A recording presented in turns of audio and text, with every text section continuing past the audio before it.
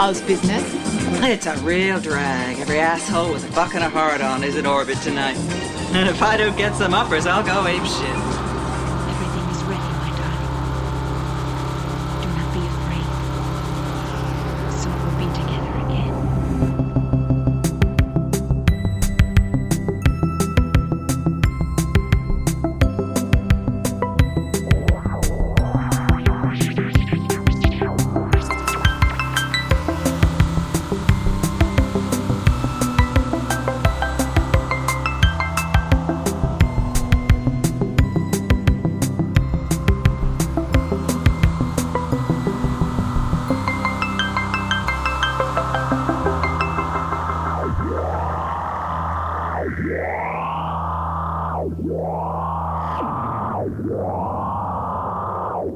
This sandwich tastes as dry as hell. Hello and welcome to Hello, This is the Doom Show. I am Richard, folks. I am temporarily Richard of the Night because I am hosting Katie of the Night. Hello. Hi, thanks for having me. Oh man, we had to have you back after our wonderful Vengeance of the Zombies talk-in. Now we're going to talk about the French Paul Mashy named Carol Bouquet, which, if you're a British comedy fan, we'll call her Carol Bucket. That's a shout out to Simon right there, right off the top. But no, we're going to talk about Mystère, or Dagger Eyes, from 1983. And you're not seeing this, folks, because you're not on camera. I'm going to show Katie my drawing of Dagger Eyes here. Oh, that looks so good. You should put that on the fridge. When I was 10, my mom said, "Oh, honey, you draw so good for a 10-year-old." And then when I was 15, she said, "Oh, honey, you draw so good for a 10-year-old." No, I quit drawing. It's fine. So Mystère is from the master of a very specific type of film named Carlo Vanzina. He is the director of Nothing Underneath, and he also did a movie that I've told Jeffrey we have to cover one day called Squealo, a.k.a. Call Girl, from 1996, and it's basically this movie again. I've seen the poster. Oh, it's one of the worst, Giallo. It's real bad. And it's big budget, too. That's the funny part. It's a huge budget, and it's terrible. But he would return to the Giallo with The Last Fashion Show in 2011, which I've still never seen. And someone made a sequel in name only to Nothing Underneath called Too Beautiful to Die, which I heartily recommend if you want to watch a music video style Giallo. It's beautiful. Yes, it's so good. And of course, Nothing Underneath has some psychic overtones that are just wonderful. I love that movie.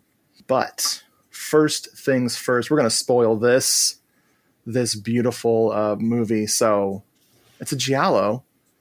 And we don't want to spoil the thrills, the chills. And kills. Especially not with the freaking predictable movie we're about to talk about. But first, a message from our sponsor. Folks, are you tired of not reading my voice in your head? Well, get Giallo Meltdown 2. It's where I watch movies like Mystère and all these other things. So if you want a quieter version of me and my opinions, read a book. Amazon.com, Giallo Meltdown 2. Thank you. And now we're back from the commercial. And now we're going to play the Italian TV trailer for Mystère. This is a 40-second-ish thing I found. Go. Se fai una sola mossa ti buco la pancia. Fermo! Dopo Sotto il vestito niente, un altro thriller di Carlo Vanzina con Carol Bouquet. Ogni gioco ha le sue regole. Fai 400. E sono tua fino a domani mattina. Di un po'. Ma tu quanto guadagni al giorno? Un guadagno pieno di rischi. Rischi che racchiudono misteri. Per la prima volta in televisione, Mystère. Venerdì alle 20:30 su Italia 1. All right. So, Katie, you told me there's an English dub to this movie, right? Yes, and the movie was shot in English. Damn. Because they wanted it to feel American. Oh, it feels American. Yeah. What drives me nuts is because I swear I had a version, a bootleg, totally legally acquired film. And I remember the dub. But then when I found the movie again, because of course I'm behind on the Forgotten Gialli box sets again, I just have access to a subtitled version. So, because I hate that. The English was fun. See, that's what I want. Like, I am not afraid of subtitles, obviously. I mean, look at me, people at home with no video to speak of. Look at me, I'm a nerd. So I love reading, but man, these English dubs are the literal best. I know, and I was just saying when I was talking about Forgotten Jolly, one of the films in that set is Sweets from a Stranger. Ooh, yeah. Which did not have an English dub, so I was reading subtitles, but it was inconvenient because everybody on the screen was so beautiful, but I couldn't look at them because I had to be down there reading the words. You know, that's a weird movie, but let me find something special here on the virtual space called Electronic Bay. This is the eBay system. I found the VHS tape for Dagger Eyes, aka Mystère, where I'm going to read this plot from. This is the crappiest looking cover. I'm going to send this to you in Instagram right now so you can see how beautiful this $80. They want $80 for this VHS tape. Wow. Oh, free shipping. Okay, whoa, I take it back. Fuck. They're so generous. Damn. So yes, here, Katie, I'm sending you the beautiful cover here. It's pretty sick. It says, a gripping espionage thriller, flash, fun, and fantasy, says Variety. It's not even the color of that dress. They recolored it. Boy, it's probably faded, right? Yeah, they tried their best. Okay, here's the plot on the back of this beautiful Vista home video VHS tape. Espionage, murder, and suspense fill the screen in this gripping thriller. In the midst of this web of intrigue is the seductive Mystère, the beautiful and mysterious face behind the Dagger Eyes, not featured in this film. An important foreign diplomat is gunned down as he rides in an open car procession in Rome. A photographer captures the killer's face on film. Now the mastermind behind the assassination will stop at nothing to find and destroy the incriminating evidence. This is long. The plot takes a unique but extremely dangerous turn. The suspense builds as friends become foe. Sure. And it's every man or woman for him or herself. 84 minutes. Man. I don't know why they had to write so much plot for this. They didn't even mention Hong Kong. Come on. I liked your reading voice, though. That was nice. Thank you. I'm really inconsistent. I need to practice that. Yeah, there's no Dagger Eyes in this movie. I would love that if my picture came to life. He drew eyes with daggers coming out of them. It was conceptual. Yeah, sure. I love it. Let's see. What else do we do on this show? Oh, yeah. So some main characters we got here. We got Mystère, played by the Carol Bucket. We've got Inspector Colt. This guy. This is Phil Coccioletti. He's that Italian guy who was born in Greensburg, Pennsylvania. I mean, bless his heart. Yes, his name is Colt in the movie. I love it. Did I mention that Carol Bouquet is a Bond girl? Probably didn't. You did not mention that. But yeah, she was in You Only... Oh, excuse me. For your... You're doing so great. I'm so bad at Bond stuff. For your eyes only. Yes, For Your Eyes Only, or For Your Eyes Only Live Twice, or something. Oh. Okay. The most important person for me in this movie, I know Katie has a favorite coming up. John Steiner is in this. I love him too, though. Oh my God, dude, he's so great. He was in everything from Tenebrae to I Don't Want to Be Born. The Joan Collins movie where she has the spirit of a little person inhabiting her unborn child. But yes, I love him. We also have Duilio Del Prete as Captain Levi. He's Colt's boss, and he's terrible. Not the actor, the character. John Steiner is Ivanov, the Russian assassin. But tell me about this Tinty boy. We have Gabriel Tinty looking like a completely different version of himself. Oh my God. I don't know what is it because his hair is slicked back. I don't know what's going on, but he looks classy.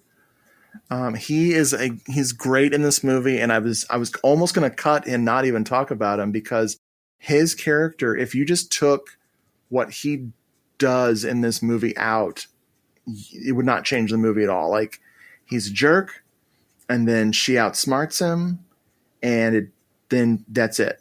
Like, and then people sing happy birthday to him. I love it. And give him a coat.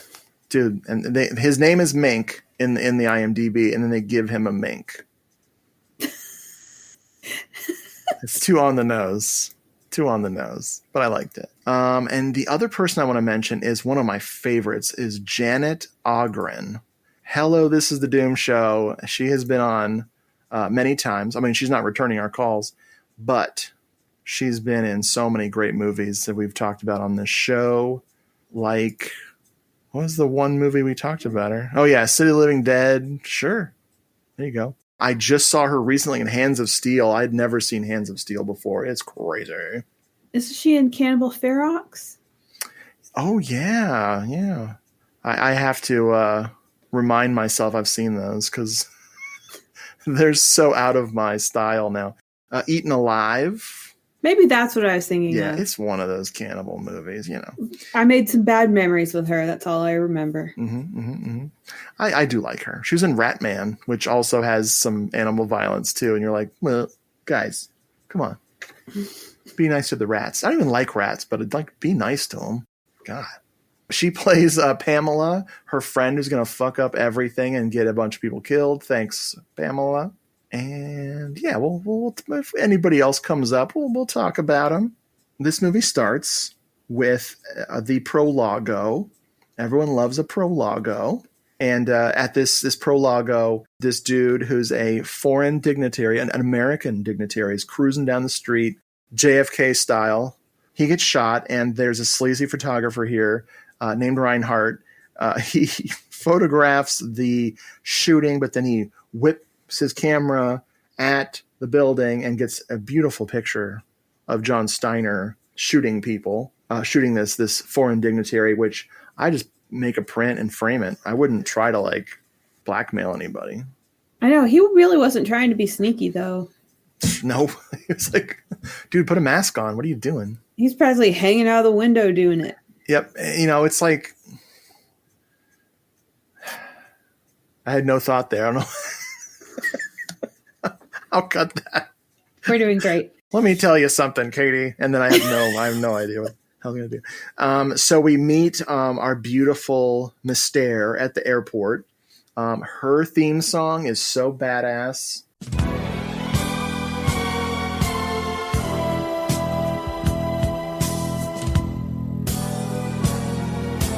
Come to me. This isn't just a figment of your fantasy. I love it. I'm singing it all the time. Shit, dude. The music in this movie is by Armando Travaglioli. Or Trovajoli. I don't know how to say his name. I love this guy's work. It's usually bombastic and over the top. And he did the music for Shadows in an Empty Room from 1976, which is the fake Clint Eastwood Magnum Force ripoff Giallo, which is wonderful. But yes, the music is fantastic in this movie. I really like it. We get to see her at the airport. She picks up her guitar pedal board case. That's a little joke for guitar pedal enthusiasts out there. But she goes home to where her cat, Topical, we got cats here. She goes home to this cute cat. That's her bud. But she goes through her entire routine. We get to see what makes Mystère so mysterious.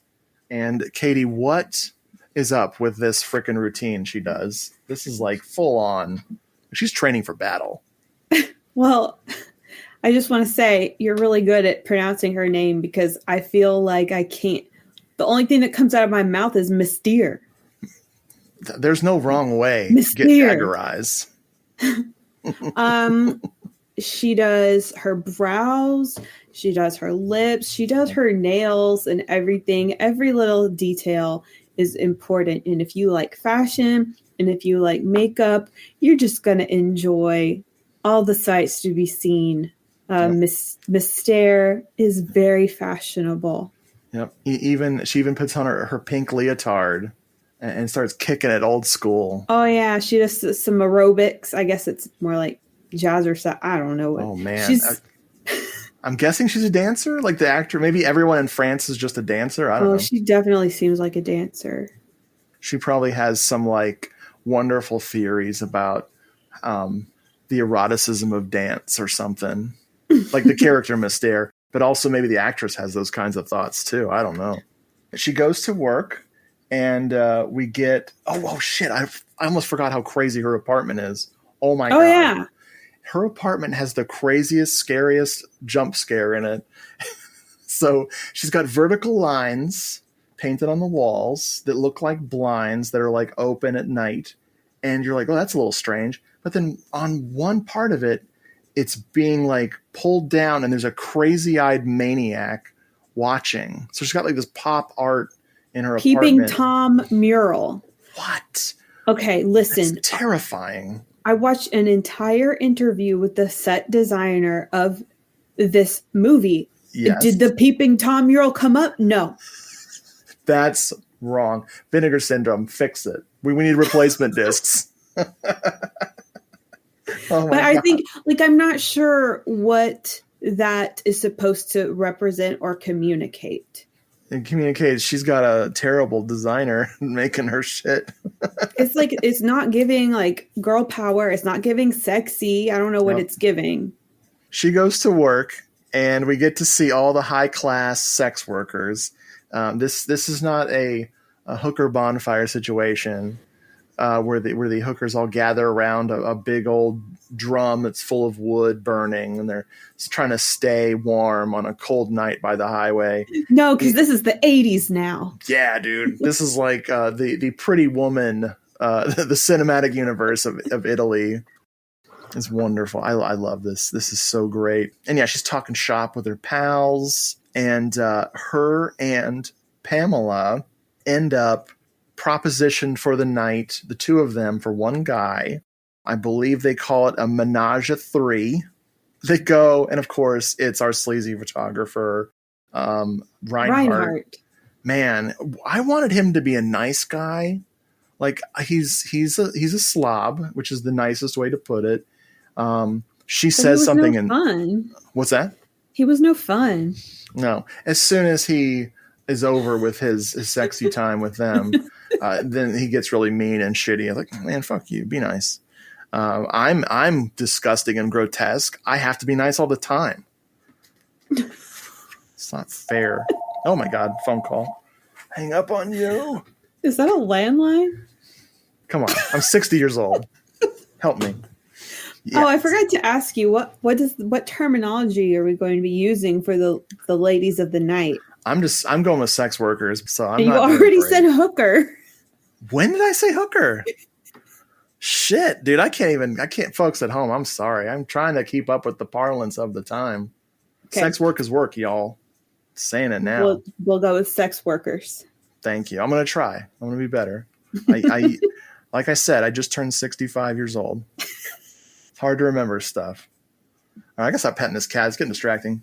Jeez, take my leave of you.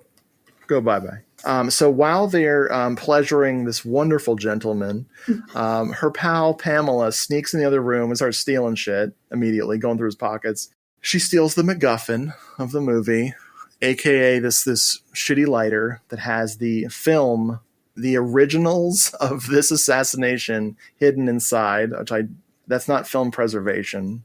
I would think Vinegar Syndrome would have a problem with putting out a film that teaches you that storing your film inside a lighter is safe. I'm loving dudes. What happens next? So after they leave with the lighter, Mr. Wingtips shows up. He's our assassin for the movie. He's got beautiful wingtip shoes, I owned a pair of Doc Martens that looked like that, and they were too much.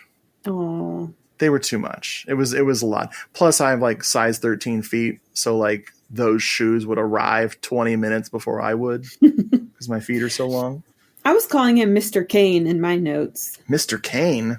But also Mr. Penguin. I don't know why I was calling him Mr. Penguin. Well, he's got a cane. Yeah. If it was an umbrella, then he would be spot on right there. Yeah. He kills him with his cane knife. He's got a cane, his little knife that shoots out the end, and he stabs him. This would be a nice double feature with the killer carries a cane or whatever that movie is. Death Carries a Cane. Death Carries a Cane. Now that is a frickin' Forgotten Giallo said I had to get. That I have because I love Death Carries a Cane. That's great. It's got that girl doing that whole ballerina sequence when she's got that glitter all over her. And it looks really uncomfortable. Like, oh my God. Hose her down, people. So of course, her pal gets gotten. She gets killed for not having the lighter. She hid it in Mystére's purse. Amazing. The most important character in his own mind and in this movie shows up to talk to our grieving Mystère. Tell us about Colt, Katie. What's this guy's deal? Colt is an American homicide detective who decided to come to Rome. When asked why, he says, "I'd like the food." He's got so many terrible wisecracks. Oh, no. He is insufferable. Oh. I don't even know how to describe him. He's extremely unprofessional, immediately unlikable. Yep. Starts trying to get info out of Mystère.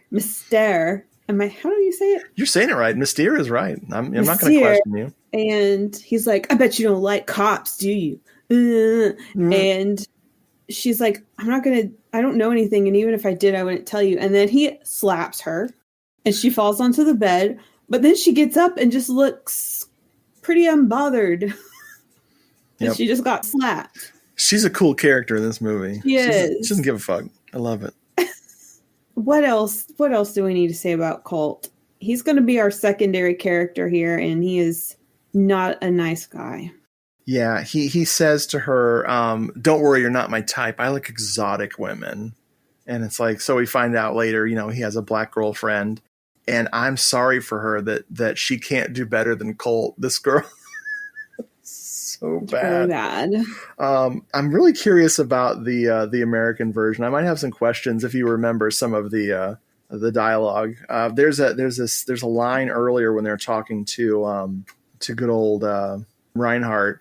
Mystère says to him, "Delusions at 3 a.m. can cause insomnia." She says that to Reinhardt? Yeah, in the Italian version with the maybe translated properly subtitles. That doesn't sound familiar. Was it like at the beginning or at the end of their session? When she and Pamela are at his door, that's what she says to him. That's definitely not what they say in the American version. Damn, I love it. They're probably just saying something about so who is this? Who is this guy? Or how much did he say? Hey, we're going to blow you. That's what she said. Maybe. I just adore French girls. Fantastic. Heartaches at 3 o'clock in the morning can give you insomnia. No, it's a very strange line. I'm sure I have a totally different version. I'm wondering if because my copy is 82 minutes. I wonder if I even have a shorter version than what's on the.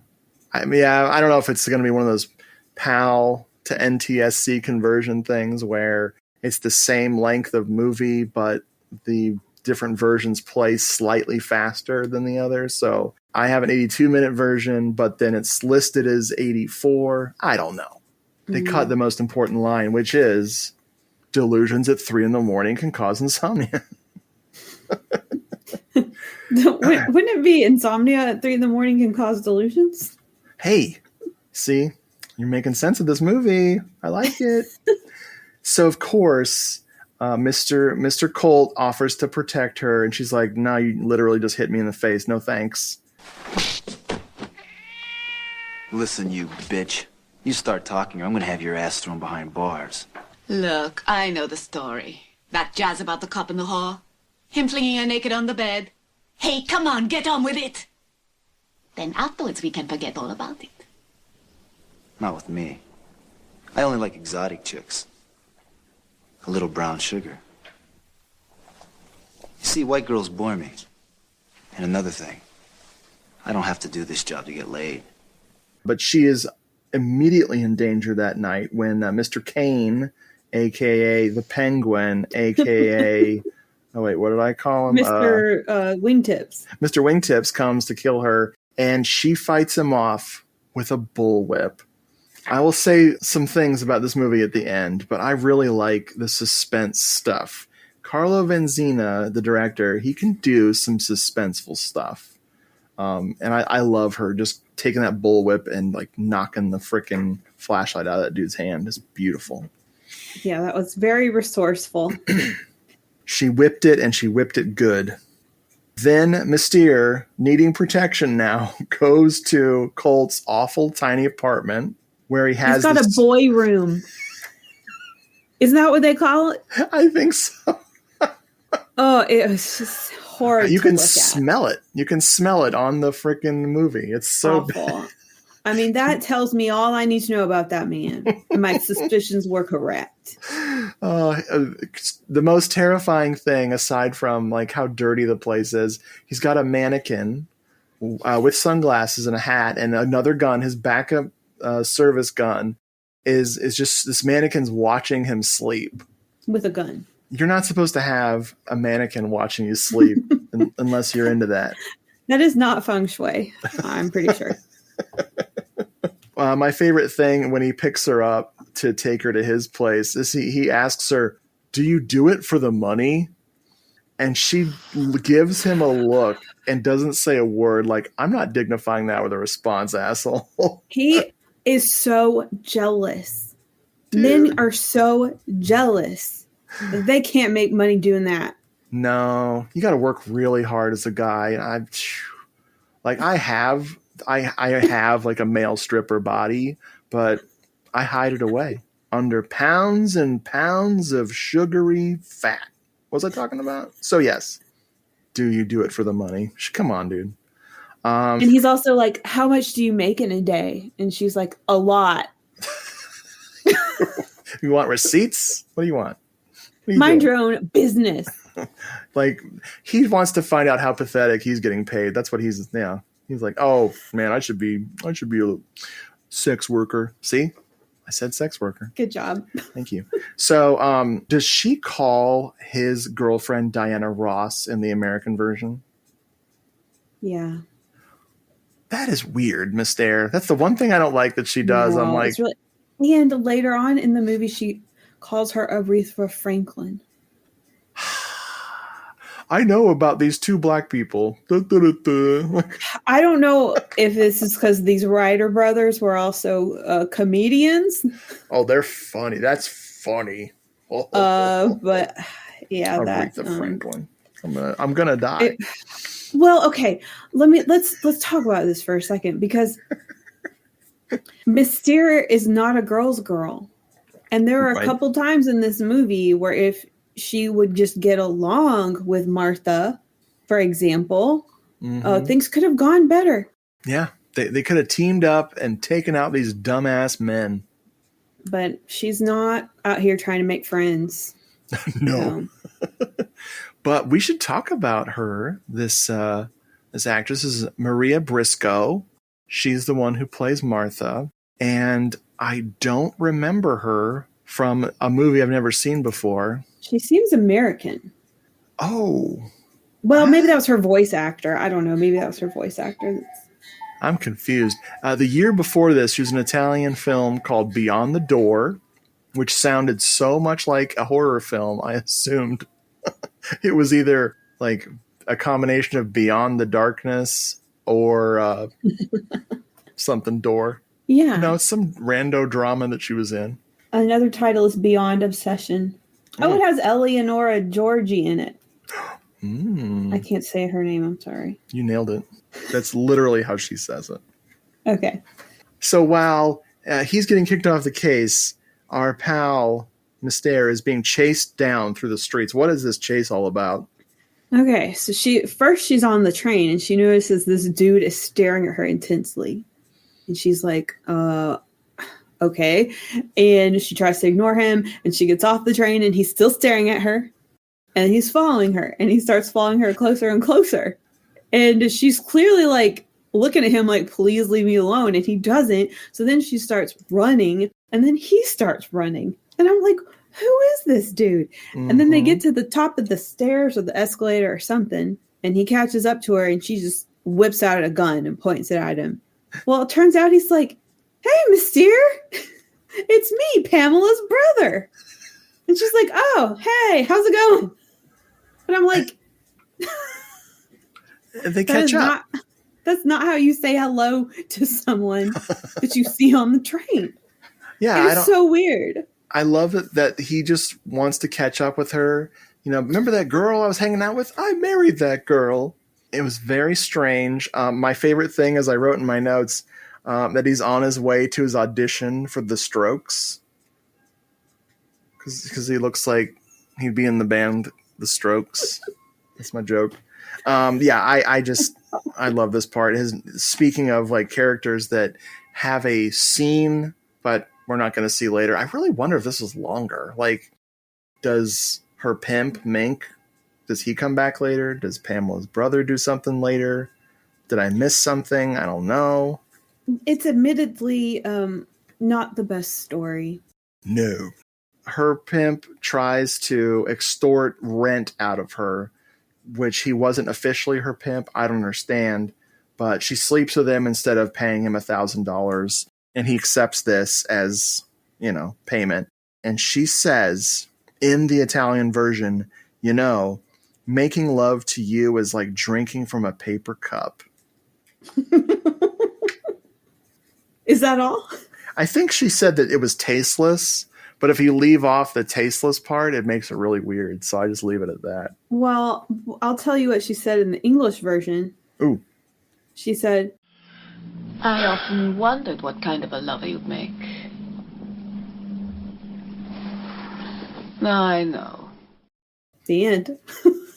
Minky. Stinks like a mink. No. Smells like an old mink coat rotting away in the frickin' closet. I have in my notes, Colt with the nunchucks, LOL. Anyway. Just like a 13-year-old boy in his bedroom. Dude. Yes, indeed. That stinky frickin' room. Smells like feet and ass in there. So what happens when his boss comes to reveal that he's Mr. Kane's sword? What happens in the bathroom? In case you didn't already deduce it the moment you laid eyes on Colt's boss, who looks like the most sinister man you could imagine. Colt's boss is Mr. Kane. Okay. Mr. Wingtips. So he comes knocking on Colt's door because he had seen Colt with the lighter earlier. He knew that Colt had the lighter. So he comes knocking on the door saying, I'm here for the lighter. He's got his gun pointed at Colt and everything. So what I was thinking in my head was Colt could have just handed the lighter over and then Mr. Kane could have just left and that could have been the end of it, right? Yep, right there. But I think that since Colt knew that Mr. Kane was also trying to kill people and he had killed Mystère, I guess that was just too much against him. So Mr. Kane is like, I'm going to kill you. Let's go to the bathroom. So at gunpoint, he makes Colt go draw his own bath of death. And then he's like, take off your clothes. Get in that bathtub. And then he plugs in a razor. Like, is that what you call it? Yep. A buzzer? An electric razor. Thank you. Okay. An electric razor. He talks about how the death is quick and painless or something when he drops this razor into the bathtub. What's happening outside, you might ask?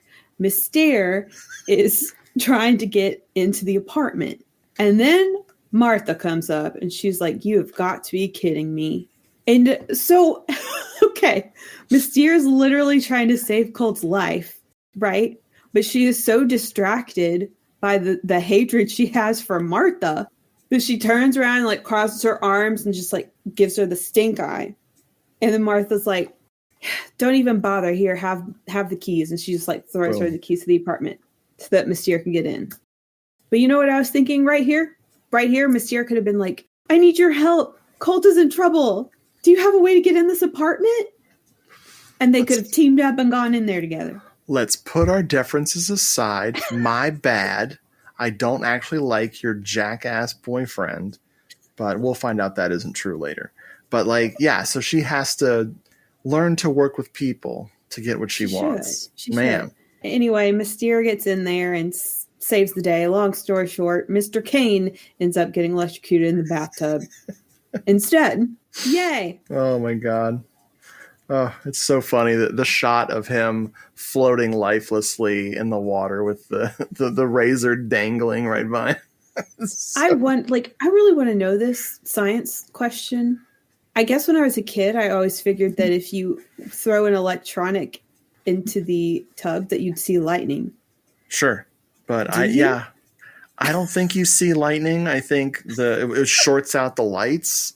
I think there's safety catches now so that it's not like the olden days when, people ran electricity next to the water. The old crappy cloth wiring would be exposed and water would splash on it. And then the neighbors would smell your burning corpse from your bathtub. Yeah. And do you really twitch around like that when you're getting electrocuted in the bathtub?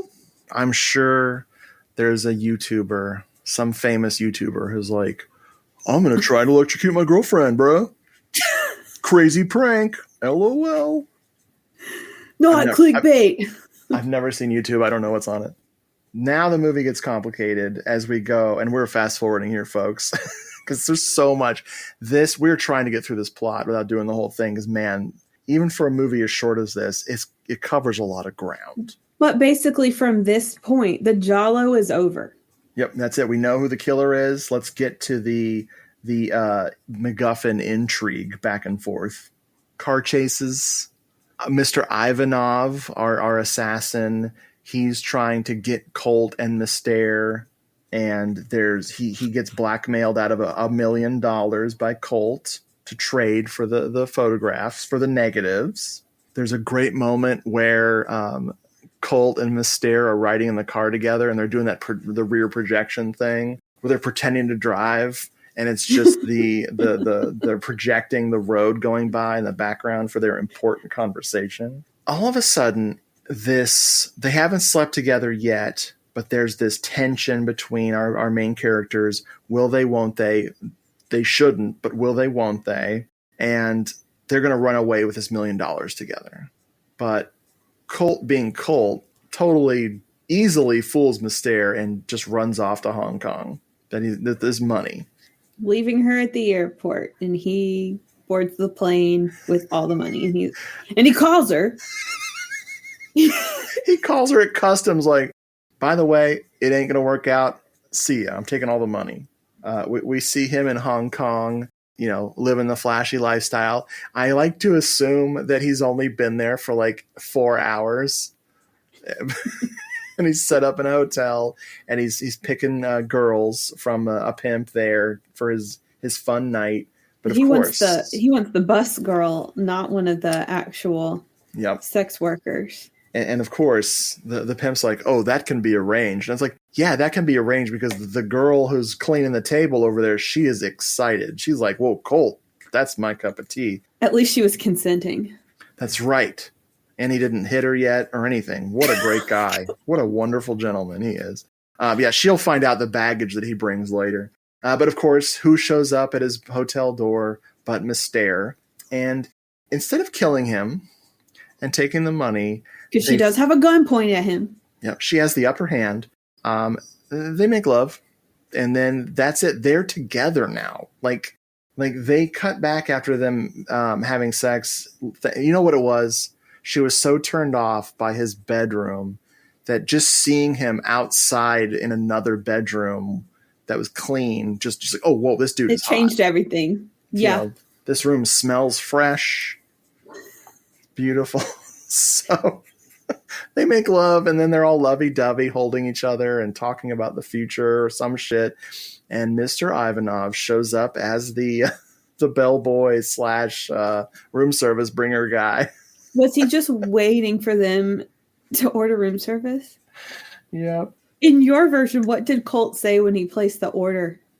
Oh, he ordered, I know he ordered champagne and something about Chinese food. I don't remember. They were like, what would you like to eat? And he's like, I don't know, something Chinese. It's like, okay, we'll bring you some dumplings, I guess, asshole. Fucking idiot. See, that's the thing. I would go to Hong Kong and I would go through the $1 million just eating. Like I'd be staying in the finest hotels. Oh man. I'd be like, do y'all have like a museum for Hong Kong? Like, can I meet Anthony Wong? I want to meet Stephen Chow or something. Like, that would be the greatest thing that ever happened to me. I'm like, is Anita Mui around? Like, she doesn't want to talk to you, dude. Anyway, so they kill. We get an almost good dummy death. I wish the dummy death had been a little more fake when our pal it was like Ivanov, too good. Yeah, Ivanov gets thrown out the window. Of course, we get some more nunchuckery from Colt. Oh yeah, it was a nunchuck versus knife. Yeah, and I just, man, to the actor's credit, he looks like he knows what he's doing with the nunchucks. It's just such an obscenely dorky weapon that like nobody looks cool doing it except Bruce Lee, maybe. Maybe Sammo Hung could do it, but Sammo Hung, everything he does is perfect. So, and finally, they're on a little boat together out in the bay there in Hong Kong, and the Ivanov's henchman is in a helicopter going, "Hey, look, it's them!" Whoa! And I can't read his expression or what he's going to do. They just see them and leave. Oh, this is the beginning. Like this could have been Mystère Part 2. Yeah, begins right here because they were watching with binoculars. They were locked in, and who knows where the story goes after that? Will there be more betrayals, more blackmail? I want to pretend that the secret sequel to Mystère is Homicide in a Blue Light.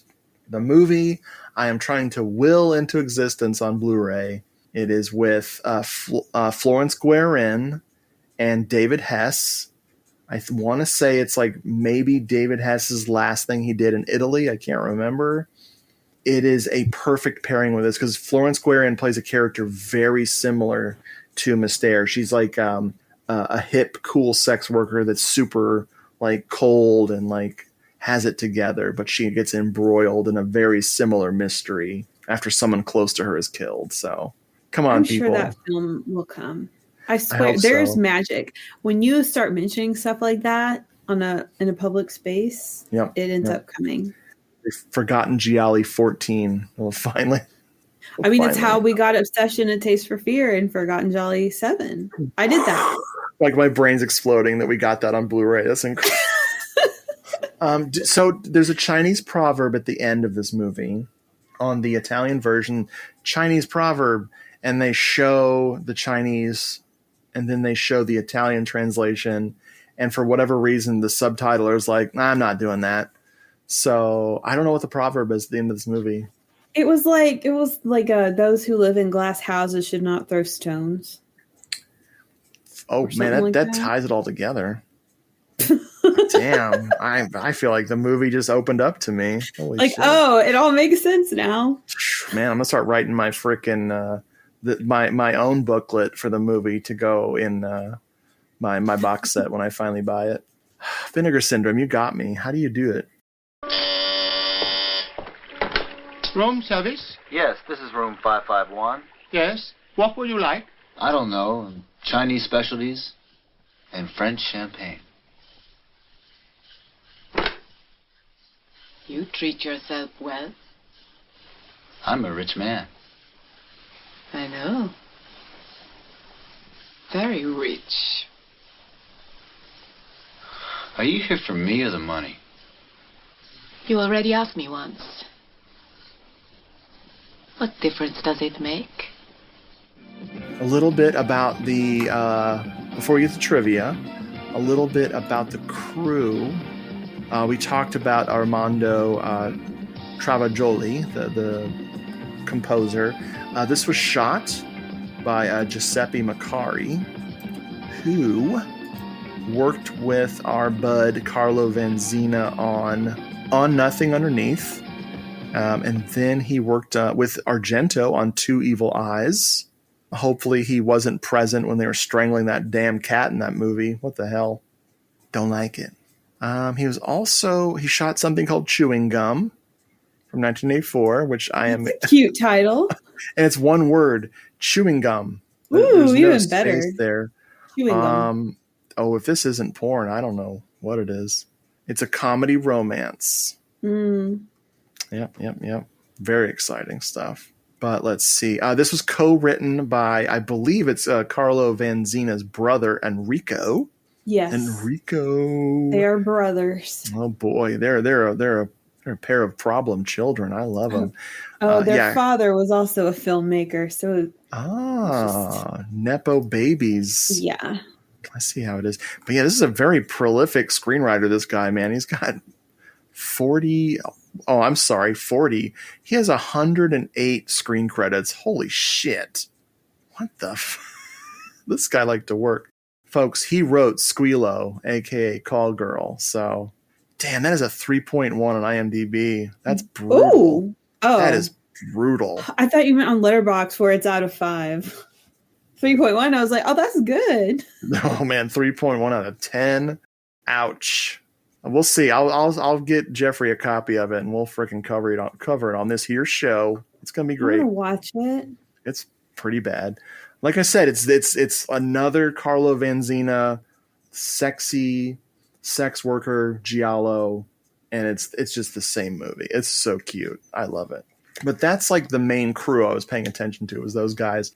I heard there was a little trivia on that Blu-ray from the extras. What do you got? Okay. So there is a whole interview with Carlo Vanzina. Okay. Because I think his brother has passed away, but talked a lot about like their filmmaking career and how they really enjoyed genre films, but they most of the time were doing comedy. But they liked when they were able to do giallo films.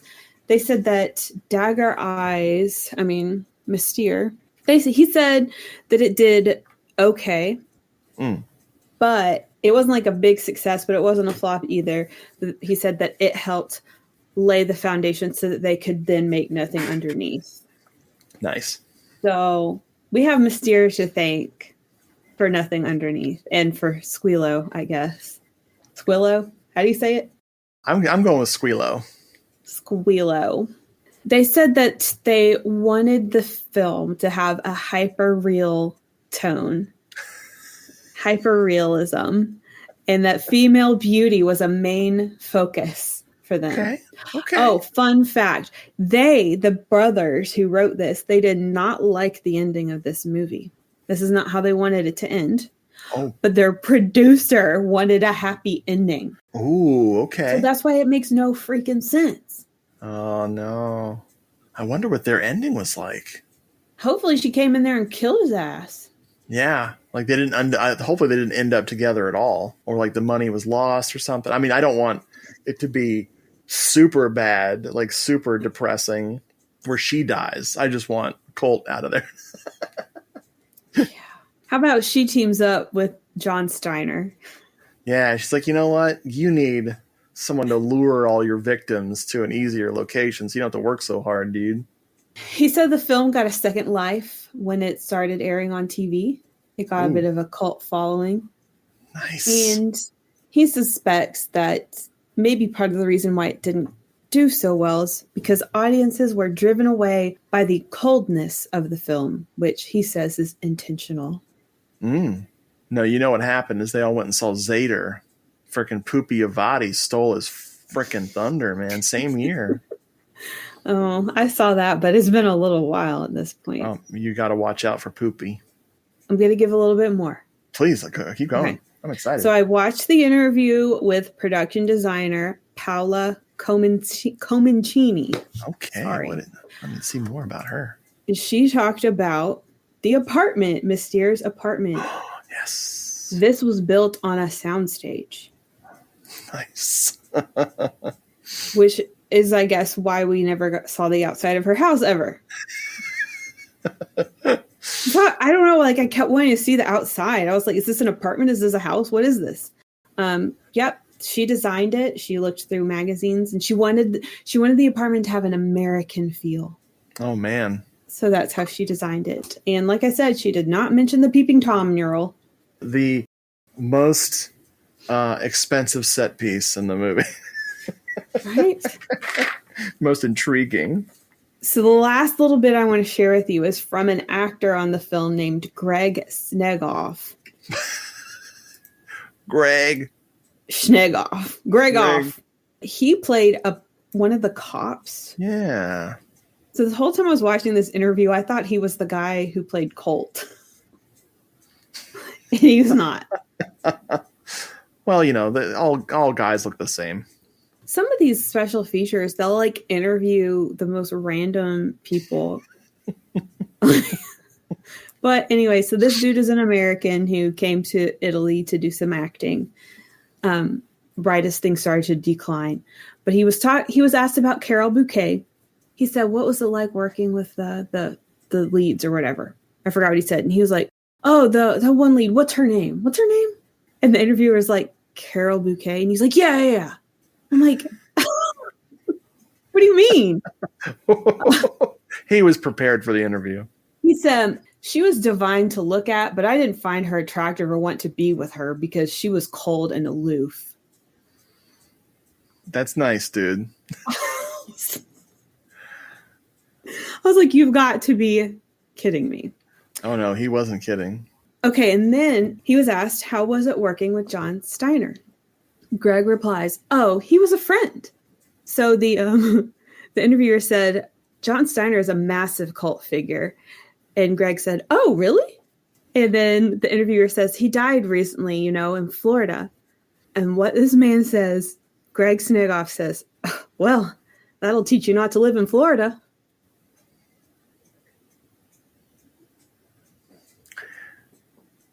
That is a joke that he should not have made. But also, they left it in. They shouldn't have left it in, but they left it in. That sounds like you got less information about the film by watching that. Like, you now know less about this fucking movie. You know how sometimes you're nervous and you make a joke and you're like, I shouldn't have said that. All the time. I feel like that's what happened right there. Yep. But that's what I was dying to tell you, and I couldn't wait. Wow, thank you. I couldn't wait to share it with you. That was well worth it. That was well worth it. Just really, really mean. Wow. I have to nerd out because aside from saying things he instantly regrets in interviews, Gregory Snegoff, which is the best name ever, serious anime voice actor. He was pick any 80s anime, like English dub from the 80s, and he did all of them, like Golgo 13 and Megazone 23 and Robotech and Wicked City and My Neighbor Totoro, like just crazy. He just did all of the frickin' English dub. That's awesome. Yes, they didn't talk about that in that interview. Well, of course not, because no one wants to hear about that. That's my childhood coming back to haunt me. But also, I still watch anime. It got me kicked out of a certain group. No, I'm kidding. I left. No anime, except when I want to reference it. I'm not gonna reference anyone in particular. That's all my trivia. Oh, that was wonderful. Know what's missing in Pringles light potato chips? A lot of the fat you get in ordinary potato chips. Know what else? You'll never miss it. Know what else is missing in Pringles Light? A lot of the salt you get in many ordinary chips. You'll never miss it. You know what's not missing in Pringles Light? You guessed it. Pringles Light in the silver can. Less fat, less salt, and so much flavor you'll never miss what's missing. Now that we have been snegoffed. Oh my God. Katie, how do you feel about Mystère, aka Dagger Eyes? I thought it was really, really likable. This is all about Carol Bouquet. Yeah. It's, if you like to stare at beautiful female characters, I think this one will work well for you. The story is a bit weak. At first, it was kind of a satisfying Giallo, except it never felt like a mystery. And then the Giallo half ends pretty quickly, and then it becomes this like spy movie. Yeah. Yeah, the story wasn't the best. I was not happy with the ending. But I love the atmosphere, the music, the beautiful looks of the sex workers and all the clothes and the makeup. So like as a girly girl, I enjoyed this. Oh, can we say something that there's like no nudity in this movie? That's one of my points. Yeah, man. This is the most tamest movie about sex workers ever. There is like a brief shot of Carol Bouquet's breasts, and very brief, like why is it that we both noticed that? In a reflection, because you expect a movie that's of a trashy subject, of a controversial topic like this, that it would be, this is like the difference between sleazy and trashy. Like, this is not sleazy, but yes, because of the subject matter, this is trashy. Yeah, I was like, oh boy, like, wait a second, are we not going to see anyone do anything? Yeah, I'm pretty sure that there's a lot more nudity and nothing underneath. I'm pretty sure, because that's the title. There's nothing underneath there. I don't know how they got away with an almost nudity-free movie about sex workers and featuring sex scenes. Right. I guess you could tell there was a lot of different voices trying to dictate what was happening in this movie. Yes. Like too many cooks in the kitchen. What we need is the male guys be naked. Have all the men just be naked. Like, yeah. And men will get naked for no reason. I have friends I have seen naked for no reason, and it's upsetting. Just because I wasn't requesting that. But I'm always happy to point out to Lieta when there's male nudity in a movie. Like, hey, see? I do that same thing. I'll be like, look at that. Look at that man butt crack. Look at that ding-a-ling, everybody. But yes, I really like Mystère. This is hard not to love. This is just so predictable is the worst thing I can say about it. It's very slick, very stylish. It's kind of trying to be naughty, but in a childish way. It's kind of funny. So all of the stuff where she's interacting with the Johns is very funny. Whenever someone is having sex with Mystère, she looks like she's like pretending to be dead. Yes, because she's working her magic, obviously. But they did we kind of can't talk see about. it. They did kind of talk about that in the interview with Carlo, saying that they wanted her to be such a high class sex worker that she didn't even really. Maybe the translation is weird, but like she wasn't even like giving sexy. It was almost like. She's as cold as ice. Cold, yeah. She was just cold. Oh, yeah, you're so right. The Hong Kong ending was wonderful for just that it put the ending of the movie in a place I'm very comfortable with. I love watching Hong Kong movies, so Colt's master of the nunchuckery was pretty funny to me. I can't even.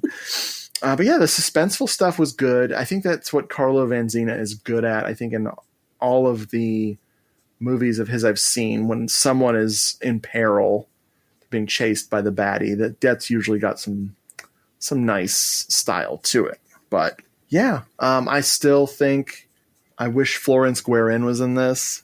I like Carol Bouquet, but it's so funny how similar Florence Guerin acts when she's playing a character like this. It's very similar in different films, so I always get mixed up. I'm just a big Florence Guerin stan. This was my first time seeing Carol Bouquet, and I loved her. Nice. Very nice. Okay. So, Katie, before I let you run out of here screaming, before I let you get back to doing your high kicks and doing your eyebrows and my toe touches. Yeah. Oh, man, that hurts just to watch someone else do that. Okay, folks, don't get old. Like stay young forever, because I started doing squats so that I'll maybe live a few more years. And the most insulting thing about exercise when you're getting older is you're not doing it to look better. You're just doing it so you can keep moving throughout the day. Like the older you get, the less exercise is about anything other than not throwing your back out, picking up your cat or something. I don't know where I was going with that. Before I let you go, Katie, tell me about a recently seen and loved movie you've watched. It can be an old favorite or it can be something that you just saw for the first time. What do you got? Well, I've been watching lots of vampire stuff. Yes. But I suppose most recently, which I can discuss, is I did a little Nosferatu crash course. Ooh. Because I've never seen any of the Nosferatu movies. Okay. I watched the 1922 one. Nice. I watched the 1979 one. Oh, yeah. Which I loved. Mm-hmm. And then I went and watched that new one. Sure. Did you skip Nosferatu in Venice? I did. Oh, you got to go back for that. I ran out of time. That's a very special film. Very special. Should I be scared? You will be. It's as good as late 80s Italian horror can be. Oh, well, I kind of love that. Mm-hmm. I think you'll dig it. And I'll throw out one more that I watched. This is I'm ready. Found footage vampire movie called The Blackwater Vampire from 2014. Ooh, The Blackwater Vampire. It was actually really good. Even though it was blatantly ripping off other movies and was what one might say way too formulaic, I had a great time with it. Nice. It was really fun.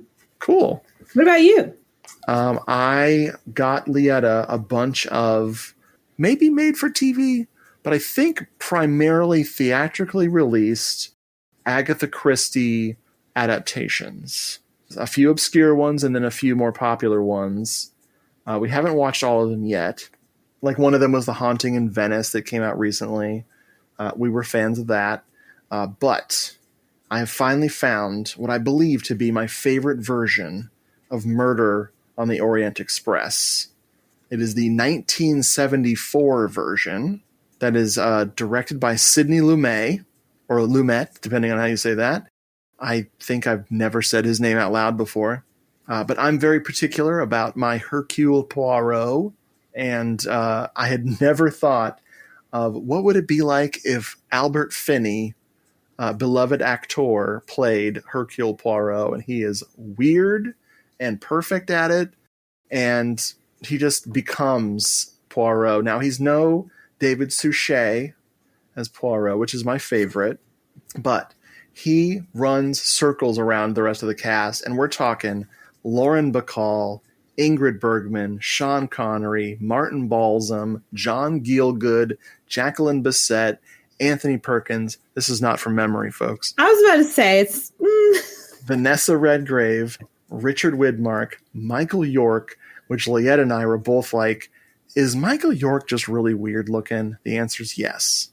Bless his heart. I can say that because I'm weird looking. But folks, if you haven't seen the old Murder on the Orient Express movie, then I highly recommend the 1974 version, or just watch the other 25 versions of this freaking movie. A lot. But yeah. When you said Albert Finney, you triggered a core memory. And I was like, Daddy Warbucks? Daddy Warbucks? Is that who that is? Yep. And I just looked it up. Yeah. I have seen a movie with that guy in it. Look at me. See? Let me tell you something funny. So years before that song from Annie, It's a Hard Knock Life, got sampled, your boy over here, Richard Glenn Schitt, author of Giallo Meltdown 2, as an 8-year-old child was borrowing his mother's record player and scratching on it like those rapper guys. And I was literally scratching the Annie record with It's a Hard Knock Life. Wicka, wicka, wicka. You got cheated. I know. Where's my royalties, bruh? Dang. Man, that's all right. I've missed out on lots of opportunities. Folks, I'm selling my comic book collection. Here's the ebay.com URL. Write this down. You're going to want to remember it. Moving sale. Not moving sale. Yeah, I'm just moving to a different part of the room slowly. Pick up a cat. But dude, thank you for being here again. You got burned the first time. You learned your lesson and you came back. What were you thinking? You had fun? I had a great time. Supreme fun. Katie of the Night. That's a full quote. She said, I had supreme fun on Hello, this is the something. I don't remember. Show. Yeah, what's your name again? URL.org.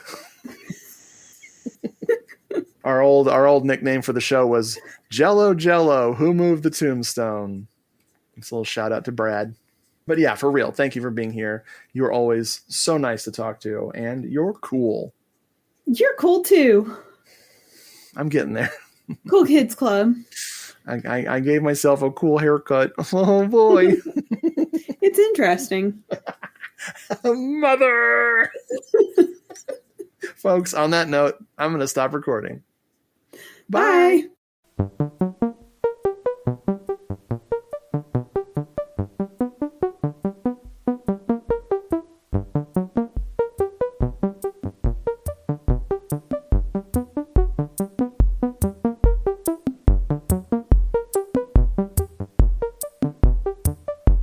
Folks, thanks so much for listening to this episode.